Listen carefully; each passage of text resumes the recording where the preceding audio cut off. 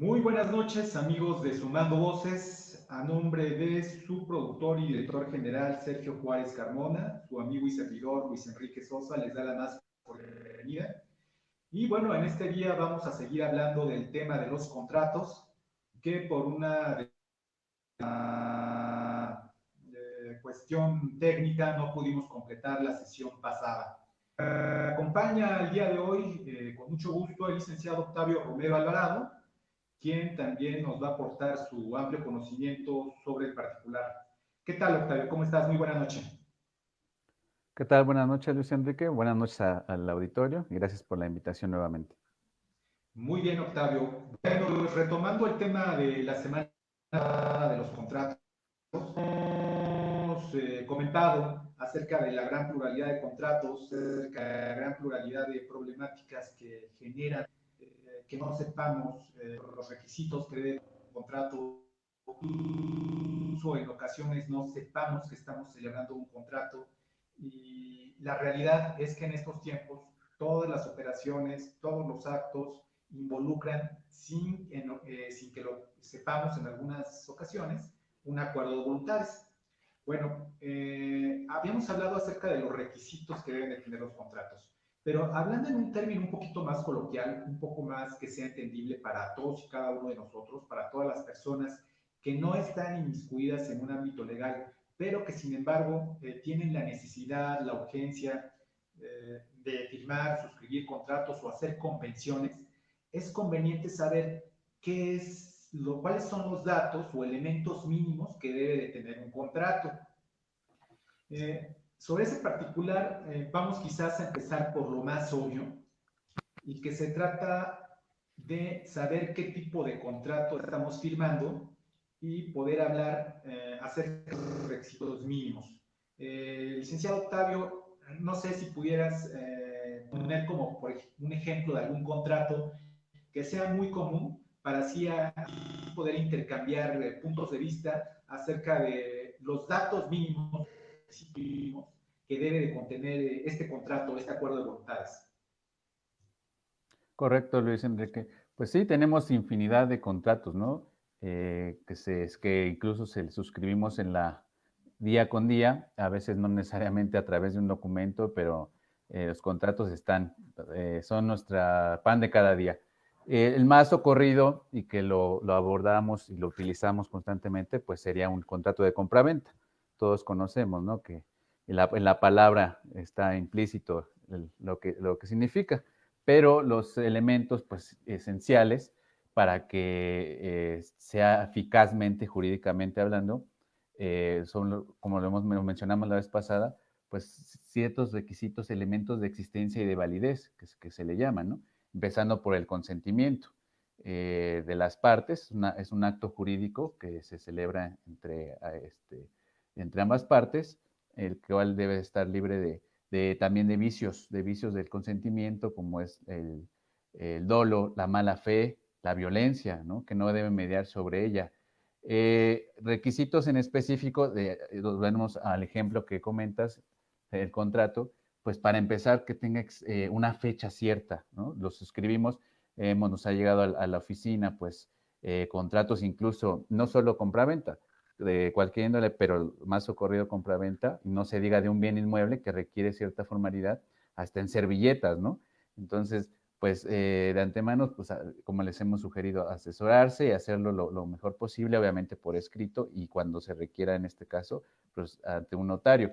En cuanto al contenido, para que surta su eficacia jurídica, pues primero que las partes pacten a través de las cláusulas respectivas el objeto, cuál va a ser la materia del objeto, materia del contrato, una fecha cierta, ¿no? De la celebración del contrato. Nos han llegado contratos que pues no tienen fecha y esto sabemos que es determinante, sobre todo para un bien inmueble, ¿no? Para la escrituración en su caso. El objeto, como lo mencioné, el precio que sea cierto, que también encuentre estipulado, establecido en el contrato. Y, ¿cómo se llama? Las firmas también, bueno, parecería algo tan simple o tan lógico, pero hemos visto contratos, y se da en la práctica, ¿no? Que no llevan firma o quien lo suscribe está mal escrito el nombre, por decir, se llama María del Rocío y por abreviar o así le conocen, ponen Ma, ¿no? O sea, hay que ser congruentes y escribirlo tal cual, porque parecen cosas tan insignificantes, pero tenemos que adaptarlas y acoplarlas en un documento para que surta su plena validez y en su caso no sea objeto de alguna nulidad a través de un juicio. Muy bien, licenciado. Te quiero preguntar algo que estoy completamente, mucha de nuestra audiencia se pregunta a sí mismo, ¿no? ¿Cuál es la consecuencia de que algún contrato no tenga bien asentado el nombre de quienes van a participar en él, eh, el objeto del contrato, fecha de vigencia? ¿Cuáles son, por qué es importante que venga el nombre? En muchas ocasiones no son personas físicas las que lo están celebrando, es una persona moral. Aparte del nombre de quien lo suscribe, es decir, de la persona física que lo suscribe, ¿hay algún elemento adicional que tenga que añadirse a estos contratos? ¿Cuál sería, es decir, quienes participan en este contrato son personas físicas, es una regla, pueden participar personas morales, a través de quién, cuál es la importancia tan alta de que tenga bien o no tenga un bien el nombre o nombres en un contrato. ¿Cuál es la consecuencia en tu opinión? Correcto. Sí, como mencionaba, lo idóneo es que sean congruentes los nombres, el objeto, eh, para dar certidumbre, certeza jurídica oponible ante terceros. Es lo factible. Como lo mencionas, hay requisitos que la ley establece en una compraventa de un buen inmueble. Perdón, antes de esto mencionabas que, bueno. Sí, ¿cuál sería la Sí, consecuencia, en tu opinión, de que un contrato no tuviera bien los nombres de quienes sí, lo están celebrando? sí, como que se me fue la hora. Sí, efectivamente, daría pauta a esto a una nulidad del contrato, lo cual se haría efectivo a través de un juicio, la vía, bueno, depende del contrato, ordinaria civil. Eh, Mencionabas también que no necesariamente los contratantes lo pueden suscribir, puede ser esto a través de un apoderado también, obviamente, lo cual se debe demostrar, ¿no? O incluso anexarse al propio contrato los documentos idóneos para que avalen ello. Así es, en muchas ocasiones celebramos contratos con personas morales y estas personas morales están representados obviamente por una persona física, quien es la que va a estampar su firma en el instrumento. En muchas ocasiones celebramos contratos con personas que podrían no tener las facultades para celebrar este acuerdo de voluntades. Ello, efectivamente, como lo menciona el licenciado Octavio, bueno, pues puede acarrear una nulidad ya absoluta, ya relativa del acto jurídico. De ahí la importancia de que efectivamente se asiente bien el nombre. No puede,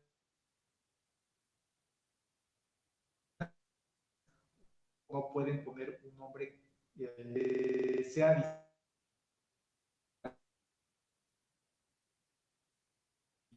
topado con el caso de que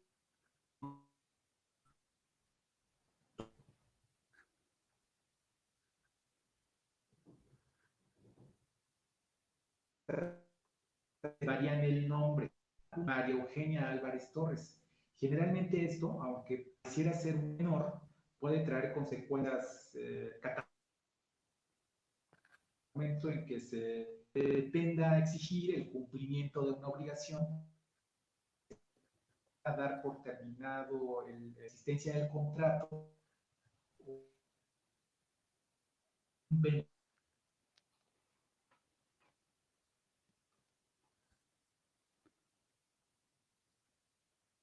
sin duda a muchas personas les ha tocado pasar por este problema. Efectivamente, sí, lo idóneo es, como les hemos sugerido, ¿no? Celebrarlo por escrito del contrato que se trate, porque incluso parece broma, pero hasta en una servilleta no quiere decir que no pueda ser válido, sí, pero lo idóneo es a través de un documento legal y certero donde se cumplan esos requisitos. Me gustaría añadir, bueno, comentar, porque el tiempo no nos da son infinidad de contratos que existen en materia civil, en materia mercantil, diversos doctrinarios, incluso la misma ley hace diferentes tipos de clasificaciones. Por mencionar nada más uno y por el tiempo, algunas clasificaciones me gustaría mencionarlos para que algunos ya los han escuchado, me imagino, y a lo mejor después hablaremos en concreto de cada uno, o para eso están los correos, para que con gusto los apoyemos, los asesoremos.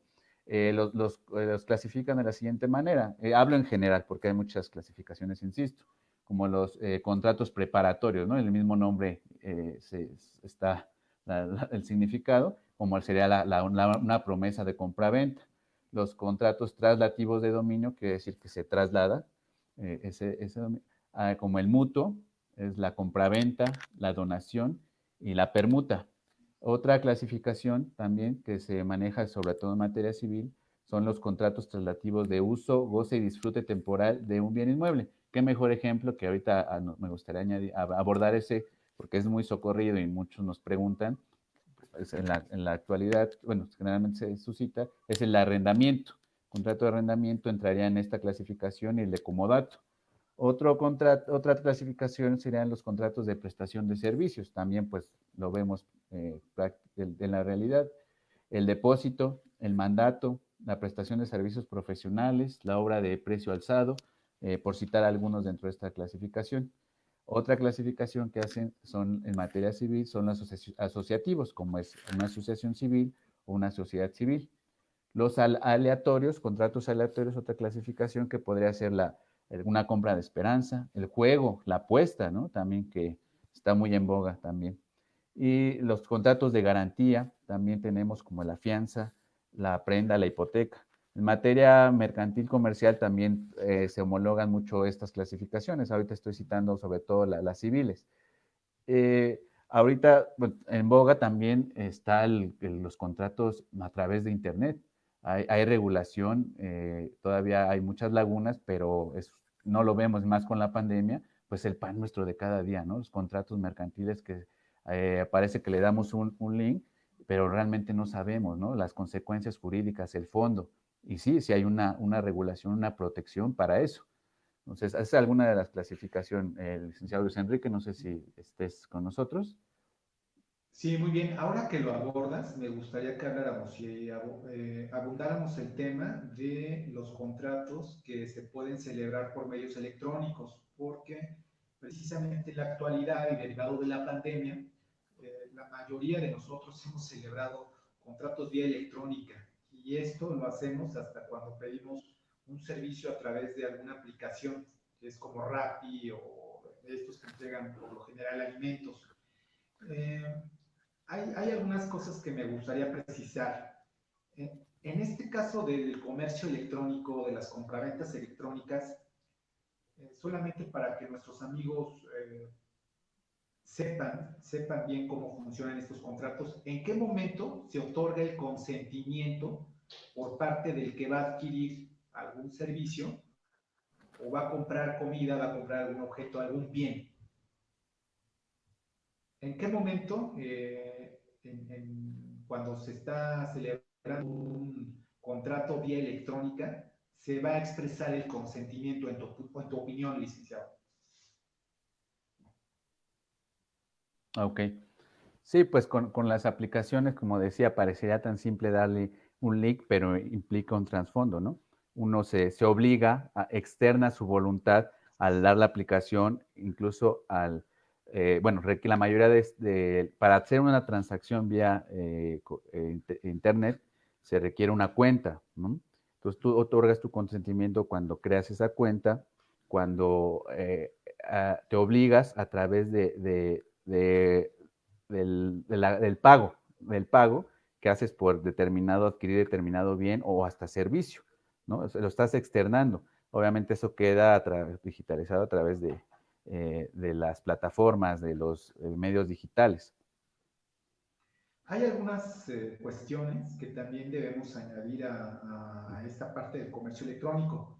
Y se me ocurre, por ejemplo, pensar en que surja alguna problemática con la calidad o con simplemente con que el objeto que recibimos, con el objeto que adquirimos vía electrónica, no es el mismo el que nos llega a nuestra casa, es un bien defectuoso, es un bien que incluso en nuestra percepción podríamos pensar que es un fraude porque no es lo que mostraba una imagen. Y ante estos hechos, ¿qué es lo que podríamos hacer? Es decir, estos contratos que se celebran vía electrónica también están registrados ante la Profeco. ¿Quién una controversia cuando se presente alguna problemática, algún incumplimiento de la obligación? Generalmente es por parte del proveedor porque quien compra, bueno, pues está pagando al momento, ¿no? A través de la aplicación, como tú lo expresaste muy bien, pues otorgaste tu consentimiento al mismo momento que pagaste. Entonces si no recibes el bien o el servicio que tú adquiriste a través de este acto electrónico, si tú tienes una inconformidad, ¿cómo podemos dirimir esta controversia? ¿Cómo podemos defender nuestros derechos? Correcto. Sí, pasa, pues igual, y más con esta época. Algunas plataformas, dependiendo, tienen sus mismas instancias conciliatorias antes de llegar a cuestiones jurisdiccionales. Ahí mismo puedes tú plantear la situación y ellos te someten un tipo de arbitraje interno, obviamente, para llegar a un posible arreglo. Pero hay veces que no. Intervienen diversas autoridades, dependiendo la índole, ¿no? Del contrato del que se trate, sobre todo son materia mercantil, pues está los tribunales en dicha materia, ante los cuales incluso en la Profeco también tiene cabida en muchas de esas en transacciones, porque seamos realistas, desafortunadamente no todos esos contratos están registrados. La mayoría de las cadenas grandes, por decirlo así, sí, pero no todos están regulados. No quedan en una desprotección jurídica. Sí hay medios de solución de controversias el ciudadano tiene esa posibilidad de acudir a diversas instancias y son las que generalmente atienden estos asuntos, sobre todo de carácter mercantil. Es que así es, nos estamos enfrentando, por ejemplo, me queda claro que cuando nosotros adquirimos un bien o un servicio a través de tiendas que tradicionalmente en México están bien establecidas, bueno, la competencia y la jurisdicción de quien decidirá sobre esta controversia pues está totalmente terminada, ¿no? Estamos hablando de tiendas grandes como Liverpool, Palacio de Hierro, Sears y algunas otras que quizás con bastante amplitud y que sabemos que ante un eventual incumplimiento o ante una inconformidad que derive del mal estado o que el bien que adquirimos no funcione o que sea de una calidad inferior al que está ofertado en los medios masivos, pues podamos hacer valer nuestros derechos. Por ejemplo, en esta Ciudad de México ya sean juzgados locales o federales. Sin embargo, tratándose del comercio, pues internacional, y me refiero que estamos en posibilidades de adquirir bienes o servicios del extranjero, pues pasa lo mismo y quizás la realidad es que estemos un poco desprotegidos porque al momento que celebramos este tipo de actos eh, pues internacionales, estamos pagando a través de tarjetas de débito o de crédito, pues no tenemos una certeza de que las personas del extranjero vayan a enviar los bienes o nos vayan a proporcionar con certeza los servicios que estamos contratando. En este caso, ¿cuál sería tu opinión acerca de este eventual incumplimiento? ¿Es posible hacer valer nuestros derechos? ¿Estamos protegidos como compradores en México? ¿Crees que haga falta regular más? ¿Hay alguna oficina en la que nos podamos quejar? Generalmente cuando el dinero sale, pues ya no regresa, ¿no? Y esa es una desventaja. Esto también es desmotivante porque aquel que adquiere un bien o un servicio, generalmente son bienes del extranjero, y esperamos que llegue por una mensajería, pues simplemente no llegan, pero ya lo pagamos, es decir, nosotros ya cumplimos pagando el precio, y sin embargo, la contraprestación pues no ser retribuida porque no llegan los bienes. Entonces, ¿qué podríamos hacer ahí? ¿Tenemos algún medio de defensa? ¿Podemos recurrir a alguien? O la complejidad del comercio internacional. Digo, generalmente tenemos comercio con países como Estados Unidos y Canadá, mayormente también se está dando con China, pero la lejanía implica que ante alguna controversia, algún incumplimiento, pues de momento nos quedamos un poco en estado de indefensión. ¿Qué podríamos hacer en esa hipótesis, licenciado Octavio? Sí, coincido. Creo que falta legislar todavía. Es un tema, pues, abarca muchos sectores, complejo en ciertos aspectos. No estamos en total estado de indefensión, como mencionas.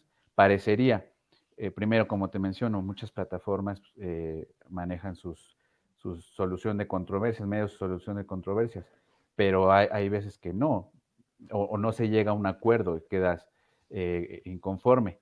Se requeriría acudir a instancias ya internacionales, hasta un arbitraje podría ser, ¿no? En su caso, pero creo que es un tema muy interesante para explorarse y para legislarse.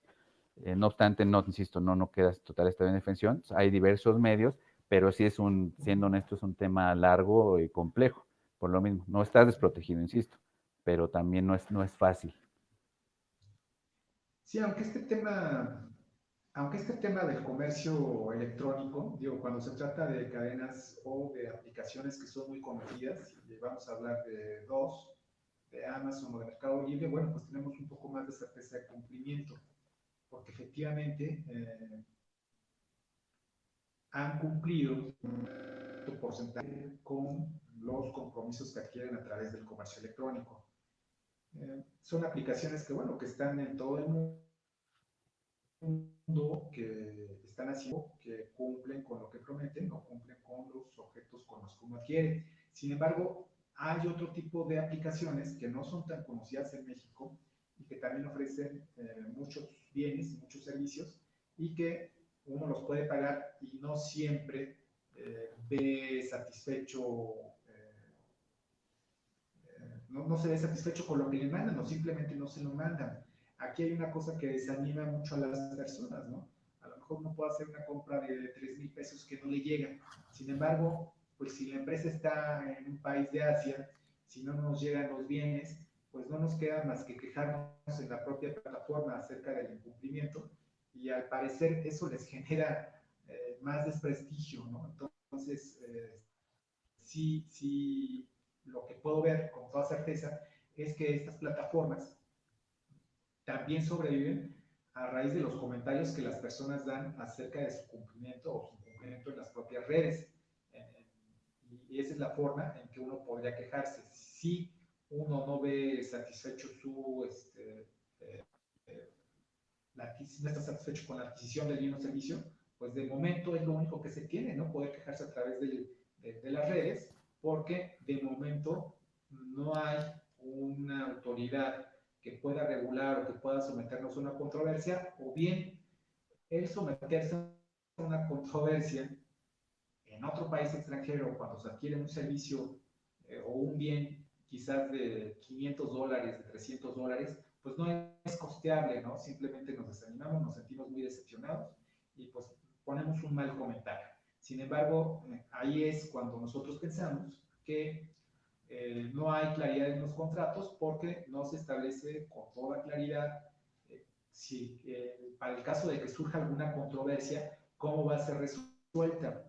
Ahí sí pienso yo que quedamos un poco en estado de indefensión en esta actualidad en la que muchos de nuestros actos, muchos de nuestras compraventas de bienes y servicios se hace a través del comercio electrónico, sobre todo cuando son aplicaciones no tan conocidas como las dos marcas que ya dije. Entonces, si quieres, vamos a cerrar este tema con algún comentario final tuyo acerca de este comercio electrónico, licenciado Octavio, y vamos a hablar de cláusulas penales en los contratos. Pero antes de ello, me gustaría que cerraras este tema del comercio electrónico con un último comentario y en nuestra audiencia pudiera saber tu opinión al respecto. Sí, coincido. Falta mucho por hacer. Yo creo que y más con esto que ha sucedido, tenemos que emprender acciones, ¿no? Todos los ciudadanos y obviamente las autoridades correspondientes, pero sí, sí falta mucho. Insisto, es un camino largo, pero pues para eso estamos, ¿no? Para coadyuvar en lo que se pueda. Muy bien. Bueno, pues vamos a dar por cerrado esta parte del comercio electrónico, que como vemos es lo que ya tenemos ahora, pero que está presentando su problemática. Cuando me refiero al comercio electrónico, estoy señalando que lo que tiene alguna problemática es el comercio electrónico internacional. Creo que la experiencia general con el comercio electrónico en México es buena.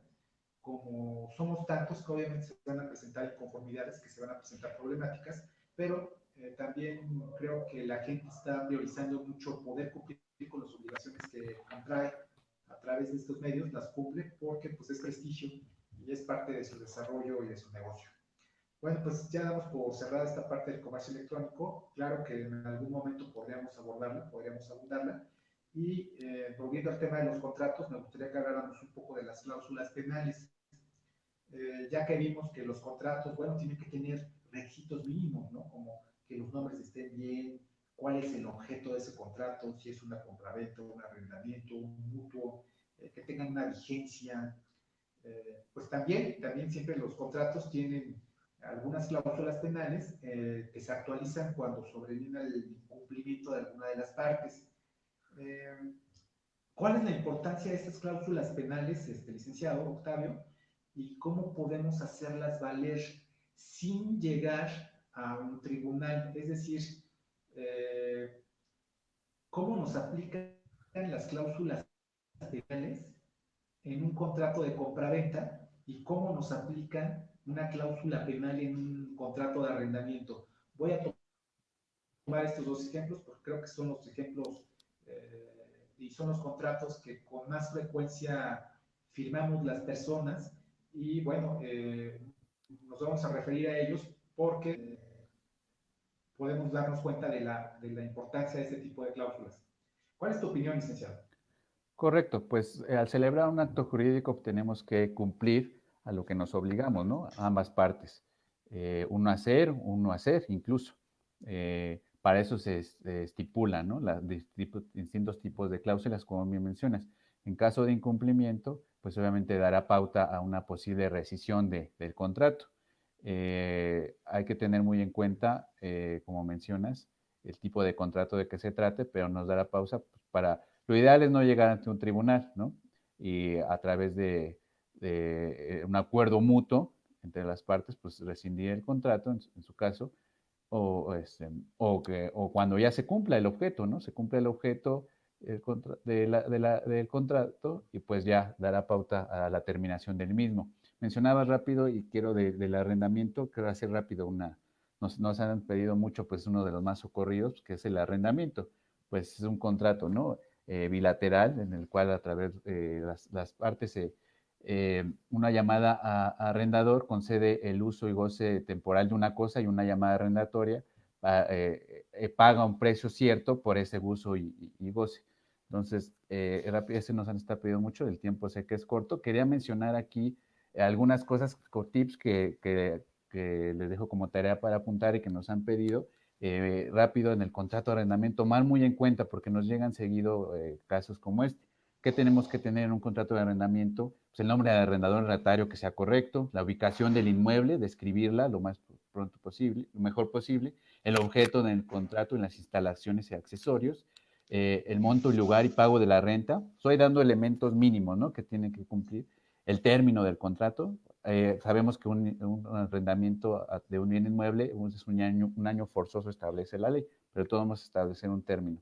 Y el monto del depósito. Son, como dices, cláusulas básicas, hay muchas más, pero que tenemos que tener para que se cumpla con lo mínimo, con el contrato y de plena certidumbre jurídica y eficacia. Y de ahí, como mencionas, las cláusulas penales pues son realmente importantes a efecto de tanto con una compraventa y un arrendamiento, para hacerlas valer en su momento. Pues muy bien, amigos de Sumando Voces, vamos a dar por terminado el tema de los contratos. Como podemos ver, podríamos llevarnos no otro, sino una pluralidad de pláticas más con este tema de los contratos que es muy importante para todos nosotros. Sin embargo, bueno, hemos abordado en dos ocasiones este tema que consideramos que es muy trascendente. Vamos a considerar seguirlo tomando o, bueno, vamos a abordar otros temas que son de su interés. Nos gustaría escuchar si es que ustedes les gustaría que habláramos de algún contrato en particular. Y con mucho gusto lo haremos. Pues muy bien, a nombre de nuestro director y productor general, Sergio Juárez Carmona, les agradecemos mucho su presencia, su audiencia el día de hoy y con mucho gusto nos veremos el próximo lunes. Muy buena noche, licenciado Octavio, por favor, me gustaría que te despidieras de la audiencia. Buenas noches a todos, cuídense mucho. Muchas gracias, amigos. Pronto nos veremos.